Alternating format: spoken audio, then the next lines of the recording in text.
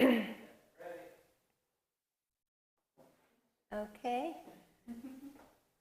Good morning. Good morning, everybody. Welcome back. I miss you all. It's been, is it 3 weeks or 2 weeks? I've not been here, and good morning to everyone who joins us online. It's a beautiful autumn morning, so October 21st. Okay. I don't know when the light change, well, was it light saving change is, yeah, okay. Well, yeah.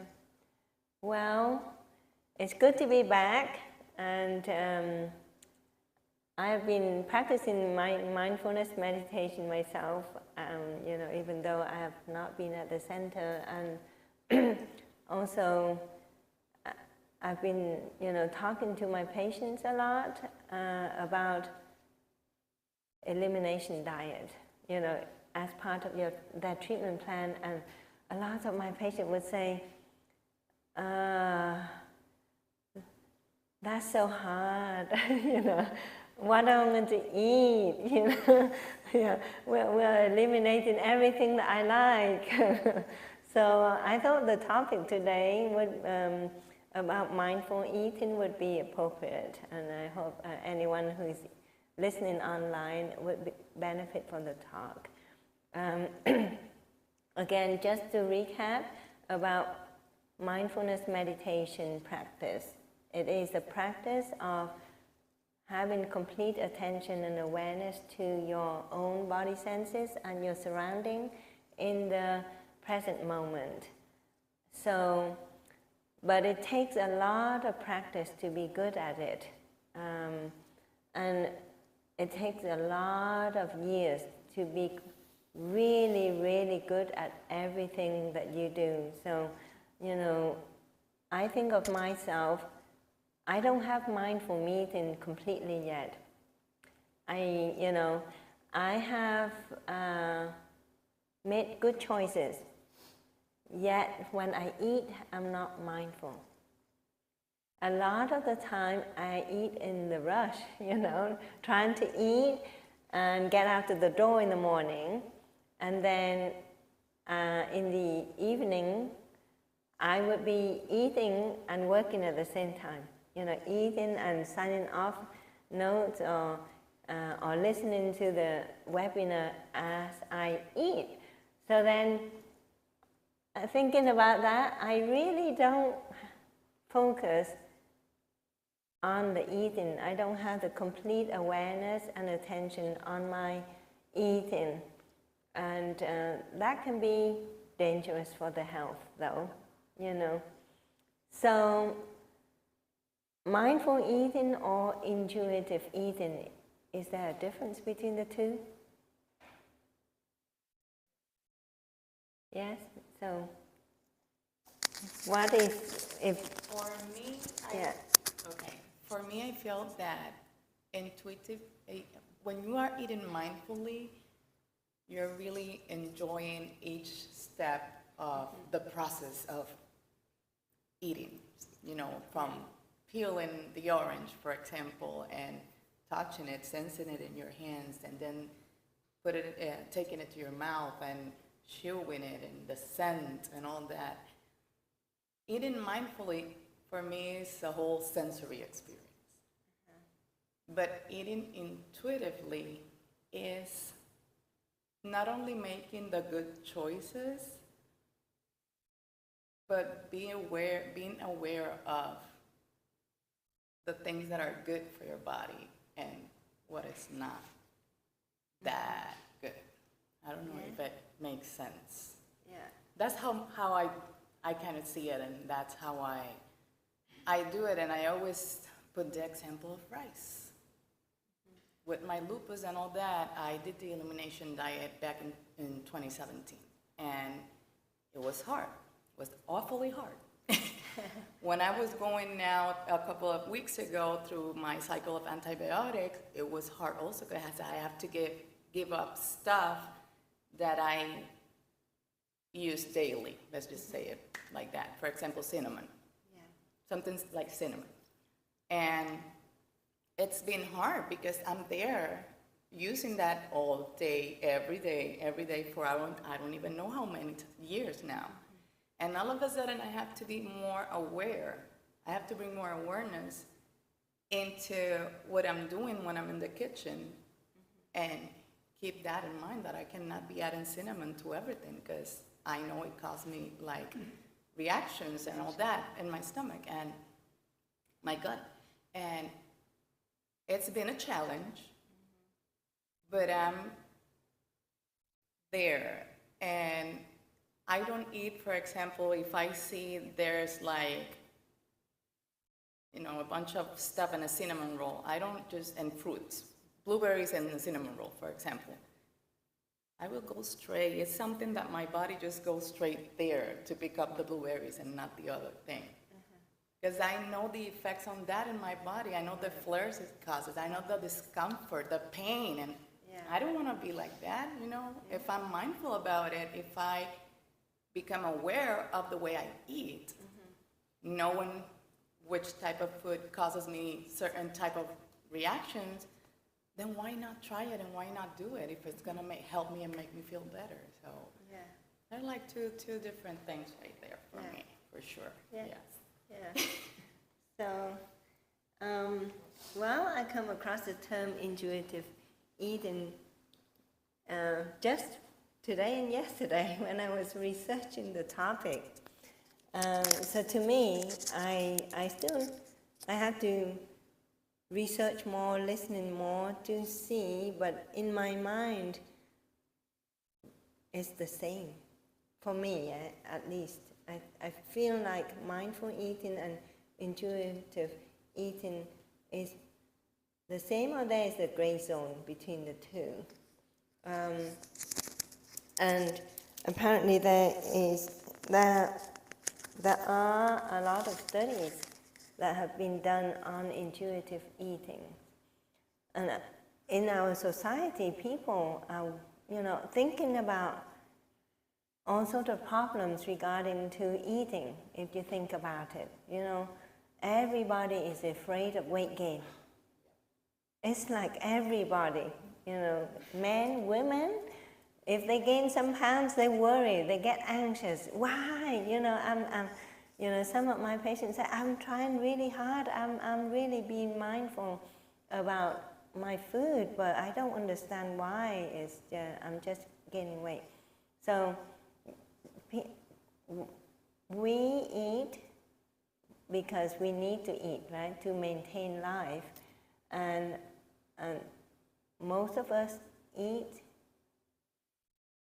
for that reason. But there is a physical aspect and there is emotional aspect to eating. And I think a lot of people eat emotional for the emotional reason. So they feel good when they eat. They feel good when they eat. And so with the food industry adding additives to like sugar and things like that to make the food taste good, it's very addictive. And how do people get over that? For example, my husband recently bought gluten-free bread, okay? So he knows that he needs to be on gluten-free. I am on the gluten-free diet, both of us. And, buying the loaf of bread that is gluten-free, it sounds very healthy. But the difference is that he just sees the gluten-free. He doesn't look at the fine print, and I do. Now I get into the habit of looking at the fine print of what's in the food that you eat, because you need to be aware what you are ingesting. And so when I look at that gluten-free bread, it has all sorts of things that was not to be, not good, not good. Yes, cane sugar and sorghum and potato starch and you know, baker's yeast and all of that. But when I test my patients for food inflammation tests, and I find people having severe reaction to even healthy food, you know, and I have patients having severe reaction to sorghum, to baker's yeast, and they never knew. They never knew. And so the more they ingest those food in without knowing what they're ingesting, it can be harmful to their body. So the more knowledge you know about your body and its relation to food, the better you are at taking care of yourself. Okay, so mindful eating means that you have to have the complete awareness of what you're eating. Not only that, what you take in inside of your mouth, you have to be aware of how it tastes. And before you put it in the mouth, not only that you know what it contains, is it good for you, is it bad for you, but also the texture, how it feels. You know, it's like, this is your relationship to food. How does it feel? Does it feel rough? Does it feel smooth? Is this apple feels good to you? You know, refreshing, or is it wrinkly and stale? So before you put it in your mouth, you should already know the quality of the food you put in your mouth. Okay. And then when you put it in your mouth, you have to be really aware of how you chew it. Lots of people just chew, swallow, swallow. And the mouth and the saliva has a very important role in digestion. So the saliva has antibacterial property because it has the compounds in them that help you to kill bacteria, viruses in your mouth, right? Judy probably knows a lot more about that. And saliva also contains nerve growth factor, believe it or not. So the more saliva you produce, the better your memory is going to be. So that has been done too. And then, you know, it keeps your mouth moist and all of that. So, so you have to digest food carefully in the mouth first to aid the absorption down in the GI tract. Okay, it starts here in the mouth. It doesn't start in the stomach. Most people say, just get it out into the stomach and the stomach will do its job. But it starts in the mouth. So when we eat mindfully and we chew, I think in Japan they have the practice where you have to chew the food until it becomes pureed, water, into your mouth, and then you swallow. And so during this retreat, mindful meditation retreat, and during the eating session, they have to chew how many times before they can swallow? So, so that's, it's hard for all of us to practice that in the daily life because we are so busy rushing through our meals all the time. And then we didn't, you know, we don't realize that by not eating mindfully, we are not going to have the best absorption of food, the best digestion of food. And what we do with our eating affects our whole body, right? Because if, for a simple example, when we eat and we produce saliva and we get that nerve growth factor production on and on and on and on, what we do affects our memory. So people don't know about that. They don't know that what we do here affects our memory, but they did that research in patients with dementia who have dry mouth, for example. They did two separate research. One is to look at how saliva affects the memory in people with dementia. And the other one is in normal people with the production of nerve growth factor. So when we do the mindful eating, it's not only improving our mind health, but it's also improving our physical health. So we haven't discussed about this mindful eating before, and I don't know how mindful you are at your eating habit yet, but if you're not like me, most of the time, I think I just suddenly realized that I'm going to give a talk about mindful eating, but up until now, I haven't been mindful when I eat, especially at dinner time, when I eat at work all the time after I see patients. And I rush through my meal at dinner because I'm trying to get the paperwork done before, so I can go home early, right? Or I can rush through my meals so I can listen to the webinar, and that's not good. So I would like to invite you all to start having some food, and then, see if you can chew slowly and also feel the texture and take time to eat it, and then see how it is different than normal. Because normally we don't eat slow, we eat fast. So we have some apricot and cranberry and dry cherries, even banana. So take a few minutes, anyone who is watching at home, you can grab some food at home and practice this mindful eating. So we'll take about a few minutes to eat. Different than normal, okay?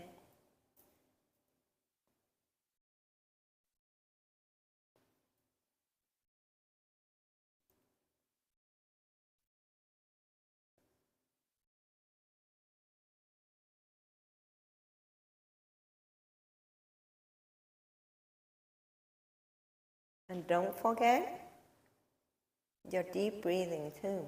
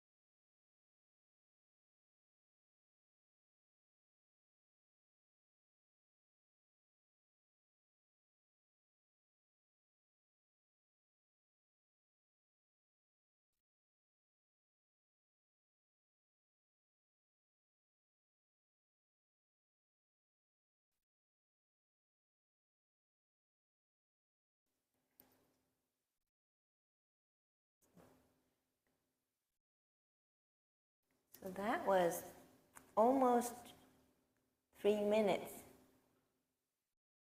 So I ate an apricot, and it took me almost 3 minutes to get it down. How about you? What would your... Well, I ate that cranberry first. Yeah. And then I ate an apricot, and I was just taking it easy with it, you know, enjoying one piece at a time.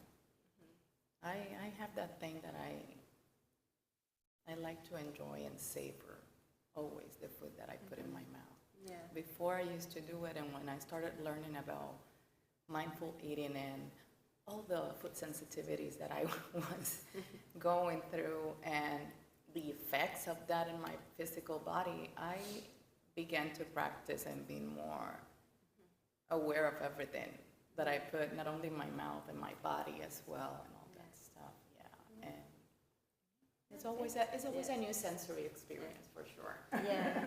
Yeah. Thank you. Let me ask everyone how your experience was with the mindful eating. I tend to eat pretty slow normally, but I guess I just ate like normally today, but not as slow as Josmara or you, but I had 2 apricots and like 6 cranberries. But it was different. I mean, even before we started meditation, I had some, and just eating them more mindfully, like I could taste the flavors. Like really taste the flavors and feel the textures. And the last bite, I mixed the apricot and the cranberries to feel both textures at the same time and see how that felt in my mouth. Yeah. Thank you. Yeah. And then, Judy, I think we are going to do this eating mindful meditation for about 20 minutes using the food. So, I ate only 3 cranberries. The first one I only 1, and then the last 2. And I think I like that, but like you say, we don't have time to do that every day, so we have to remember it tastes, and I got all the taste, and then I know I was told, my mom even said, you have to choose 60 times until everything become water. That's a safe, and then for your gut, and then for your health. yeah. I know that, but I never been doing that. Yeah. Yeah. But I can taste more, and then I wait until it's really watery, and then Yeah. it tastes better for sure. Tastes more. Yeah. Yeah. All Thank right, you. thanks. Yeah. And then Sean, you can get some more food because we're going to do this mindful eating meditation for about 20 minutes. Imagine I ate an apricot in 2 minutes. That means I will eat like 10 apricot or maybe an apple. How was your experience just now? Good. 24-hour fast, so I was really hungry and could really taste everything. Yeah. Just cranberries first, and then peach. Yeah. And I didn't even finish the whole peach. And just distinguished them by themselves and then together. And then tried to breathe. Breathe at the same time. Was it hard? Yeah, just count. No, I just started counting. 1, 2, 3, 4. And just go to a rhythm while you're eating and breathing. Okay. Kind of like doing one of these. Yeah. Okay, thank you. So let me just put this back on here.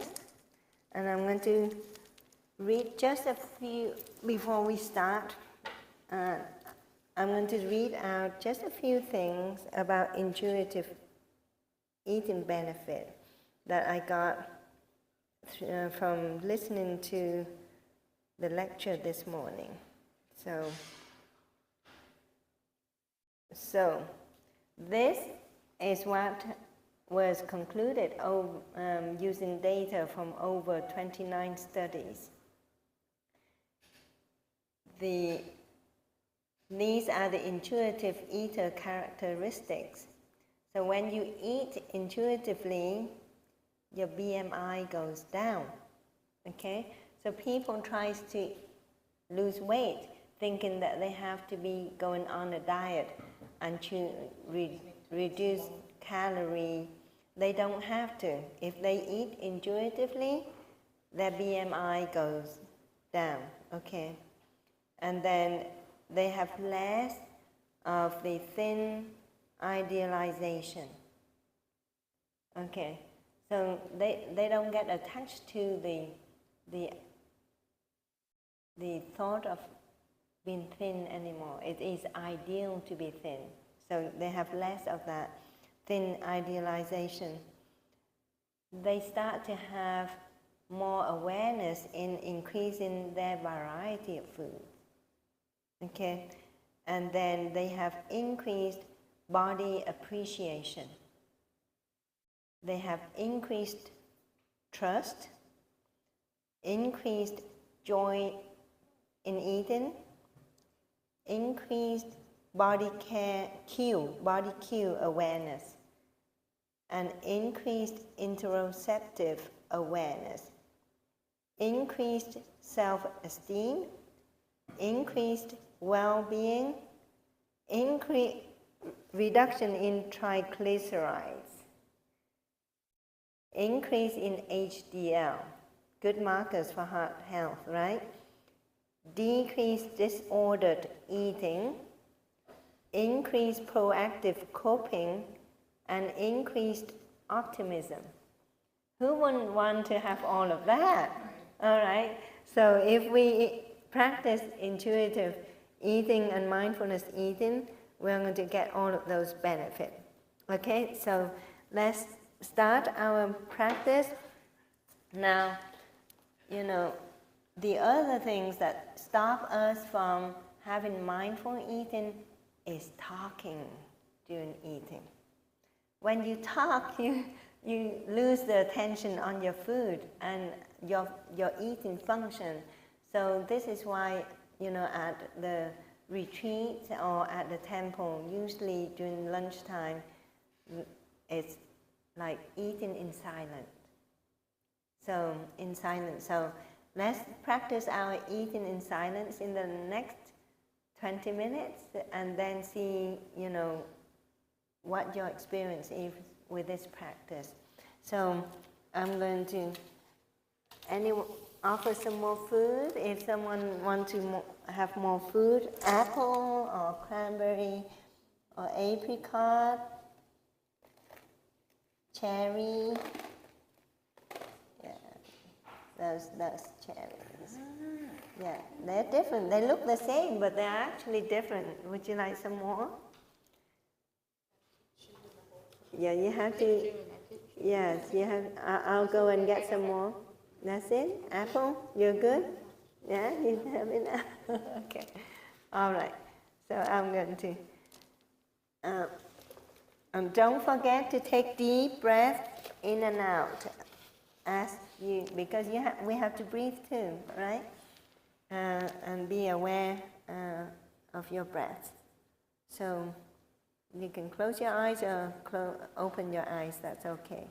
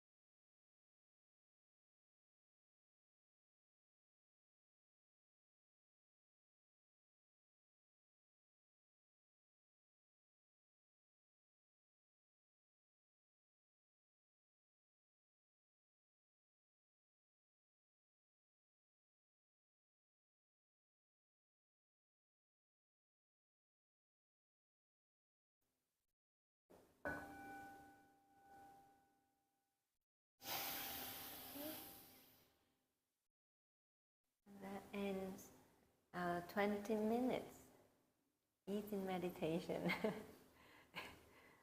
Did it seem long for you?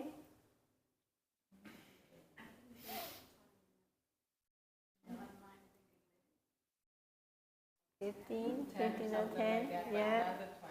I think it's, yeah, kept going? it's 20. Huh? You want to Kept going keep? because I was using the fruits Yeah. for the chakras. Mm-hmm. So Yeah. I was thinking these for, Do you want to do it sitting, no, standing, walking and eating? Is it tough? Remember to breathe slow, deep, and then chewing. So when I chew, I go like, and then I think of breathing And the steps. Yeah. Or the breathe. Yeah, that's it. So, I went with the yoga breath. Yeah. so I, Just go through my nose. yeah. So everybody noticed Sean's breathing technique, right? The deep breathing meditation. And what Sean was doing, scientifically, he was stimulating his vagus nerve.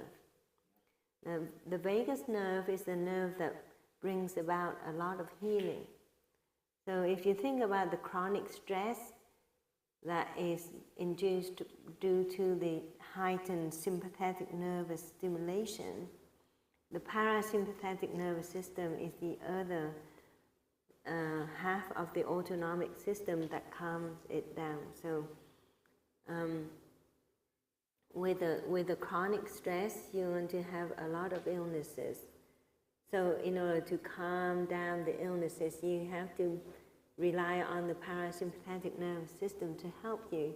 And every time you activate that vagus nerve, you are asking the parasympathetic nervous system to help you in healing. Okay, so every time you take like that, like deep and slow and hold it, and some people hold it too long, they pass out. Okay, so don't hold it too long because it will trigger the vasovagal attack. Okay, so don't hold too long if you don't know how to hold. But every time you activate that vagus nerve that runs from the base of your brain down to the abdomen cavity, so it's like a column, a long nerve. I think the vagus nerve is a very long nerve that runs down here.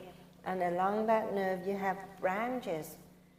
Goes from that to all the internal organs, the heart, the lungs, the gut, the spleen, the liver, the kidneys, the pancreas, the adrenals. They all get branches from the vagus nerve. So when the vagus nerve is activated, the parasympathetic nervous system gets stimulated, and then all the organs and the cells will get the signals and say, you know, work. And then your body starts to produce the endorphins and oxytocin and neurotransmitters and chemicals that work down to the cellular level. But at one point I noticed that Sean was breathing a bit fast. Now, fast and shallow breaths are not good for you. They figured it out. If you read that book, Breathe by James Nestor, you'll find out why. Because it activates the sympathetic nervous system when you do deep, quick and shallow breath. Okay? So, no, yeah. So, yeah, like that is good. So, slow and deep. If you notice the people who get anxious, they breathe fast and shallow. You know, they hyperventilate, but they breathe very fast and shallow, and that is not good for you. It will stimulate the sympathetic nervous system, and it will take your body down that pathway where you have damage to your cells. Okay, so you would like to do more of the eating meditation, or shall we do some stretching? I want some of the red. Oh, okay. Yeah. Oh, the red apples? I'm going to use them for the chakras. So what I'm doing is I'll chew it up a little bit, and then I'll do a bunch of breaths for a hold. And when I do the hold, bite into the fruit and stick your tip of your tongue take the most sensitive part of your tongue and stick it on it. Now, something like... That's just, I didn't read it, it was just something I figured out. That's pretty. Yes, something I learned this week also is that some foods can stimulate your vagus nerve. The ashwagandha, ginger, turmeric, they all stimulate the vagus nerve. So, yeah. So, okay, so do you want to do some stretching before we do some more? Yeah? So, let's do some stretching. So let's do this. I like to do this. Let's stretch up our arm and take deep breath in. And then bend over and touch your toes as you breathe out. And then deep breath in, raise up. And slowly breathe out, bend down and touch your toes. And deep breath in, raise up. And as you breathe out and bend down, try and be aware of how your lower back feels. And if you can stretch out that lower back a little bit more, that would be good. Deep breath in. And slowly breathing out. And stretch.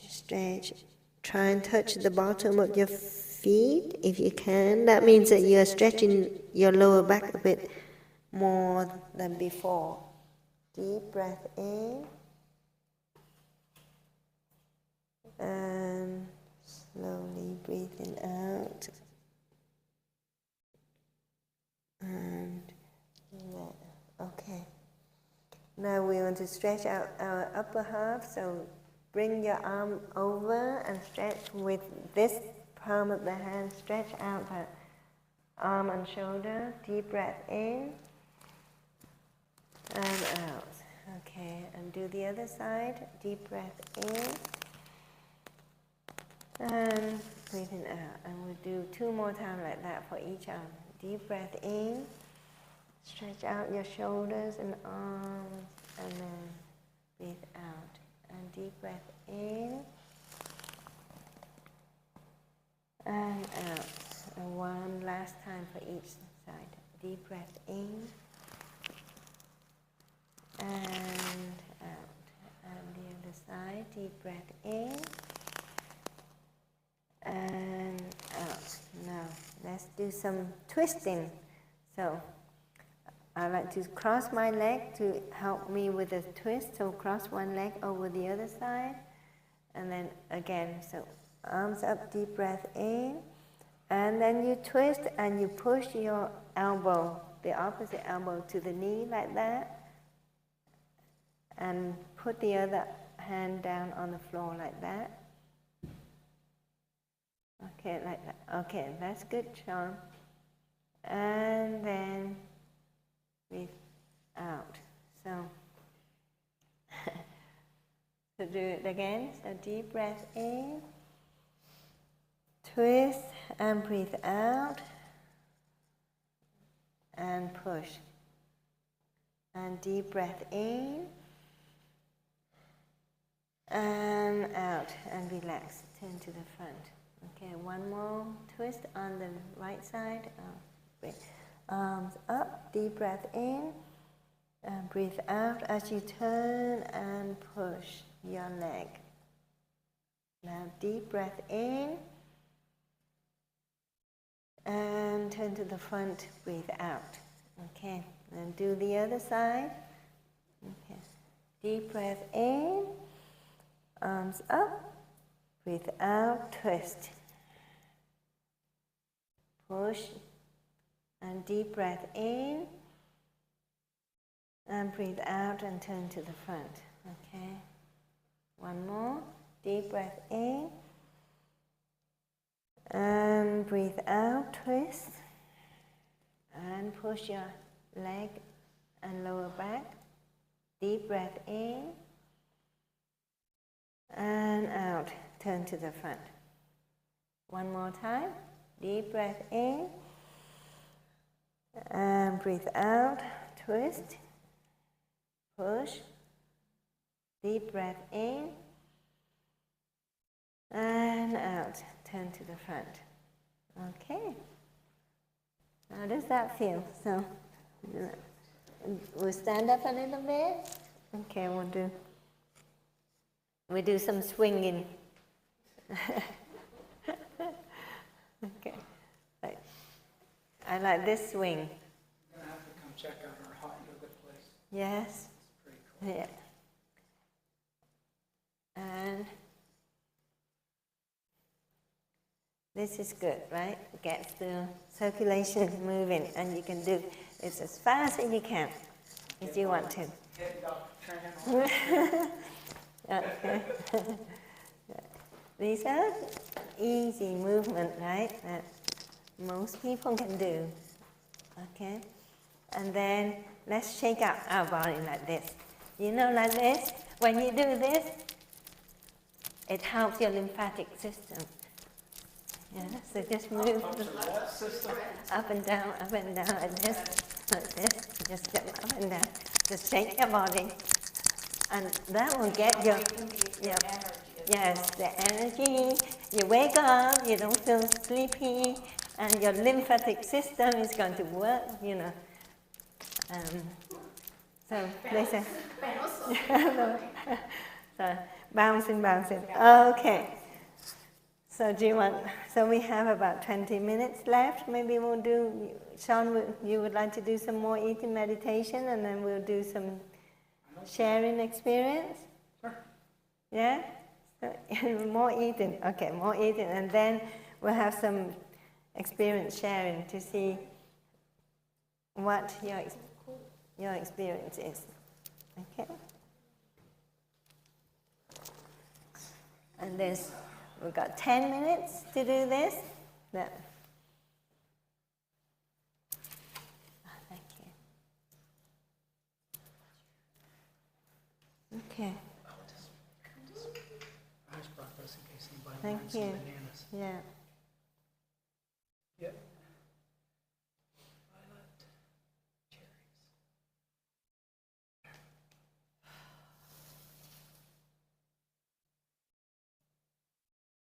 So enjoy your food.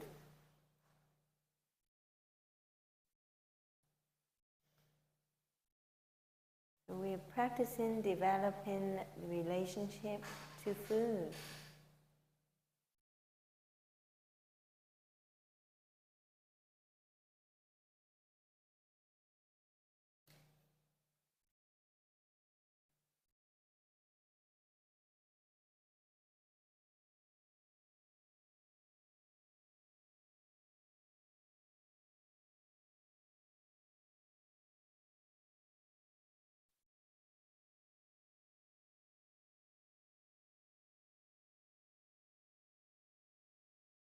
Mindful eating is about eating without judgment, right?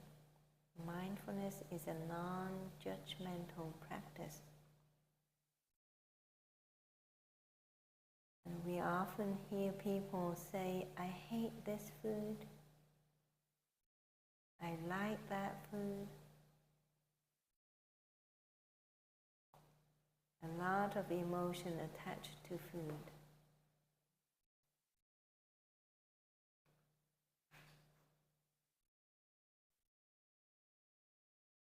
And because of that, they have obstruction to their choices.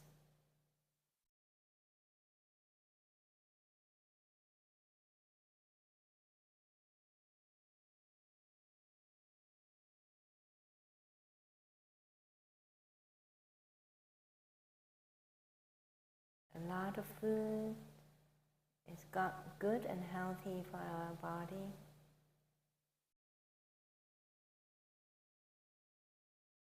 But initially we may hate those foods. And we have to learn how to be loving towards the food give our bodies nutrition that keep us healthy.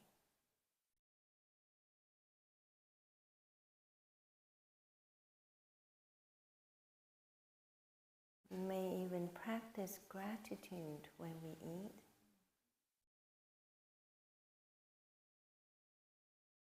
We're grateful for the food that sustains us.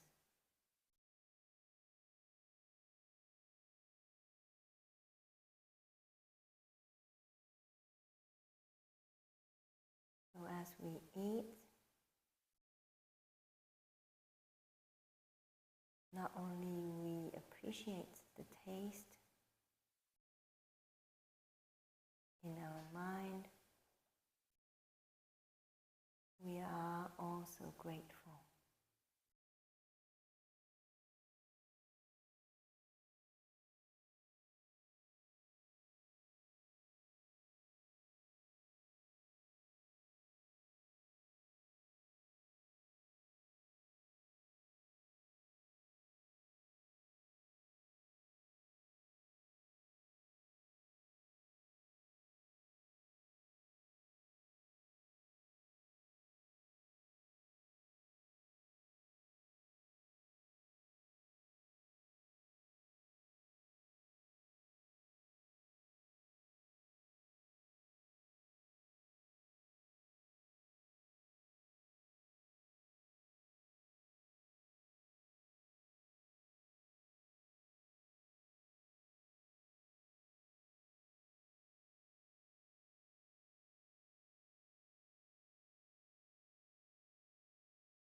We often hear the phrase, food for thoughts.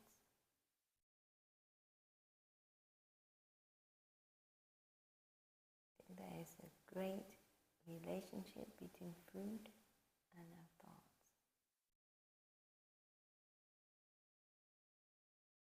And also a lot of similarity between food and thought.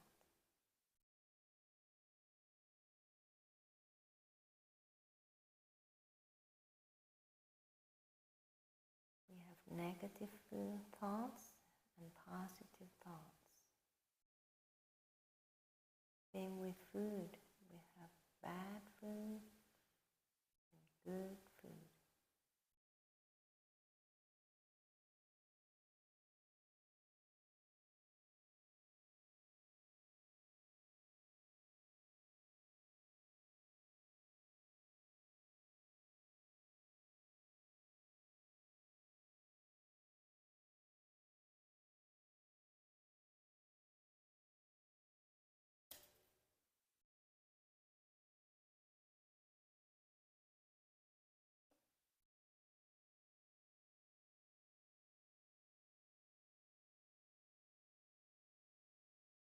And as nature has it, some food that is bad for one person may be good for another.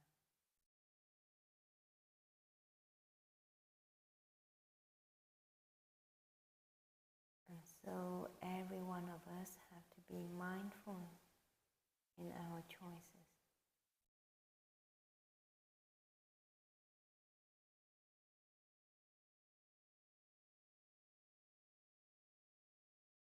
We need to know what is good for our body.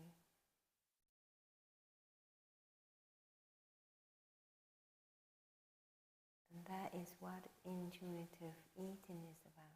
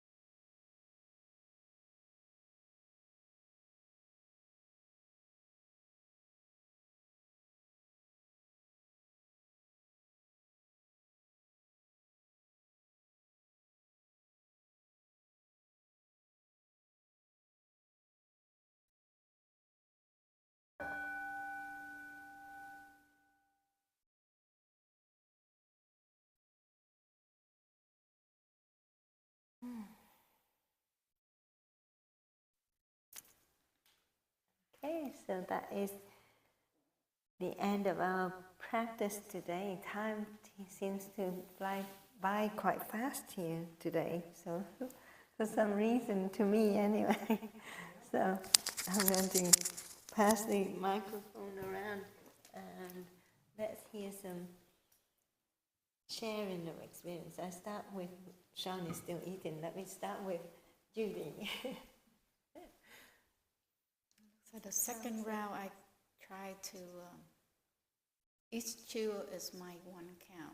So when I chew 5, 6 count, I breathe in, and I chew another 6, 7 count, I breathe out. So now I combine the two together. So the first one I cannot. So I forgot to breathe when I chew. When I chew, I forgot to breathe, kind of thing. But the second round, I try to remember, okay, my 1 count chewing is 1, breathe in and holding it like. So I think I got really mindful eating now. Yeah. But I can tell like, yeah, my water, like saliva running really full before I can swallow, so I can do the fine taste of it. Yeah. So I think I can from now I can practice that way when I eat. So yeah, so you can have mindful eating and mindful breathing at the same time. And I try to do that way so I can control and eating. But when I hear you say the benefit of the lower triglyceride, that's what I need. Okay, so I have the tool now to do that, to control that pressure. Yeah. Because my doctor tell me I'm borderline, I need to take medicine, and say no, I want to do something else, not yet. Yeah. So I know, so part of it. So you have to make good choices, choose the food that you eat. That will be good for your body. I've been not doing much of the white rice, I do brown, red, and then quinoa. Yeah, that's great. Thank you for today. Really, I learned one more tool to control one of my things in my health. Thank you. Let's go to Krisha. So the first time we did the eating, I was like saying that I ate the 2 apricots and the cherry or the cranberries in the 3 minutes, but the second time I was just more mindful of like how many times I was chewing. And so just chewing like 50 to 60 times per bite that I was taking, and then just also taking the time to close my eyes to just feel the food going down and just feeling all the actions that were happening as it went down. The last time, like I'm not hungry. I'm so full from that little bit of food. Yeah. I had toast on the way here, but still, like I'm just really full. I wasn't full when I first started eating, and I just ate that little bit of fruit, so it's very helpful. Yeah, I think when you eat mindfully and you chew, because of everything that is going on in your body, your satiety is stimulated. So it comes early. That's why people don't need to eat a whole lot. No, if they take time to eat, you give them that full plate. They're not going to finish that. And they feel, that's it. I feel good. I feel all the taste. I really enjoy my food, and I really don't need to eat all of that on the plate. And I think that's why people, they lose weight. They lose weight, yeah. So if you know how, it's not difficult, right? Yeah. Because myself, this year I put myself on elimination diet. Basically, it means eliminating the inflammatory food that my body cannot tolerate. And then I can eat the rest of the food, no limit in calorie. Whatever food that is good for my body, I can eat. But I lost like more than probably about 11 pounds without trying.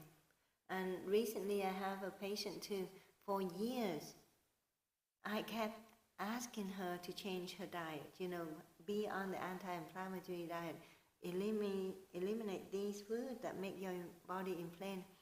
She wouldn't do it. The one thing she could not give up is sugar. Could not.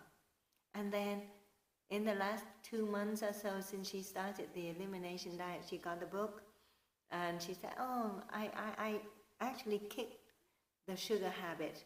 Wow. And she lost like 17 pounds. Yep.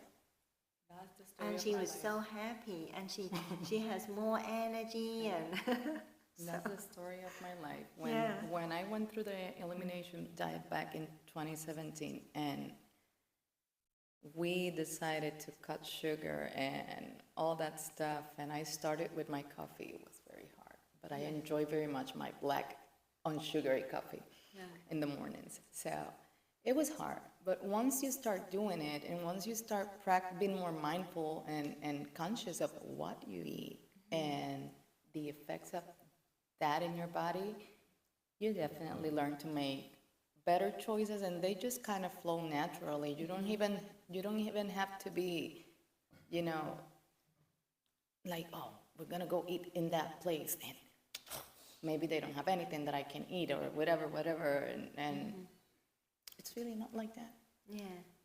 Because you go with the simple things that they have probably in the menu, and you will find something that will make you feel good, that is healthy for you, that you are gonna be able to eat, and probably, like it happens to me oftentimes, take back home, because I just eat like this.